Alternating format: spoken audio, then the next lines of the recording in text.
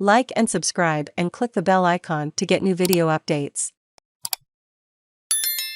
Canada and Denmark end decades-long dispute over barren rock in Arctic. It has been described by some as a pseudo confrontation, and by others as a diplomatic afterthought.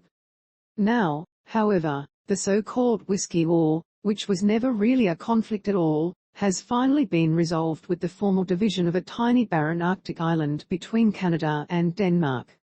Sitting in the Kennedy Channel of Nares Strait between the northwestern coast of the semi-autonomous Danish territory of Greenland and Canada's Ellesmere Island, the uninhabited half-mile square Hans Island has no mineral resources nor much else of interest unless you are a visiting seabird. Shaped like a muffin and surrounded by cliffs, it was for centuries an Inuit hunting ground.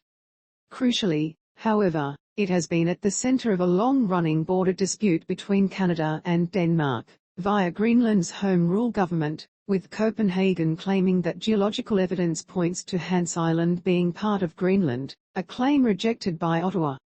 Canada and Denmark agreed in 1973 to create a border through Nares Strait, halfway between Greenland and Canada.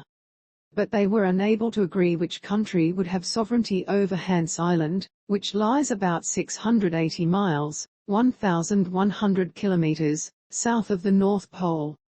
In the end they decided to work out the question of ownership later. That prompted largely good-natured advocacy between the two parties, including adverts posted on Google promoting their claims, and flag-raising stunts. The Whisky War reference came about after Denmark's Minister of Greenland Affairs raised a Danish flag on the island in 1984, buried a bottle of Danish schnapps at the base of the flagpole and left a note saying, "Welcome to the Danish island." Canadians then planted their own flag and left a bottle of Canadian brandy. Since then, the countries have in turns hoisted their flags and left bottles of various spirits in tit-for-tat moves. In 2002, Nana Flensburg was part of a Danish military crew that stood on the cliff to perform a flag-raising ceremony. The Politiken newspaper on Tuesday quoted her as saying in her diary that among the stones in the cairns were lots of bottles, glasses, etc. with documents that informed about previous visits to the island. At the height of the rivalry, both sides took to buying ads on Google to make their claim after Denmark said it would send a letter of protest over a visit in 2005 by Canada's then Defence Minister, Bill Graham. Graham stated Canada had always owned the island, prompting Denmark to respond, "Hans Island is our island." Some Canadians in turn proposed a boycott of Danish pastries, in an echo of the way some Americans rejected French fries when France declined to join coalition forces in Iraq.